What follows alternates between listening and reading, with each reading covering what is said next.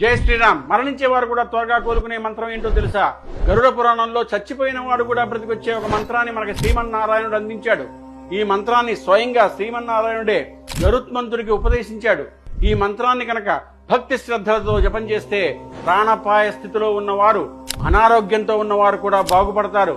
అనారోగ్యంతో ఉన్న వారికి ఆరోగ్యం వస్తుంది. మరణానికి దగ్గరగా ఉన్నటువంటి వాళ్ళు పునర్జీవితులవుతారు అని స్వయంగా శ్రీమన్నారాయణుడే చెప్పాడు. ఇది గరుడ పురాణంలో ఆచారకాండలో 2వ అధ్యాయంలో ఉంటుంది. ఆ మంత్రం ఏంటంటే యక్షి ఓం ఓం స్వాహ.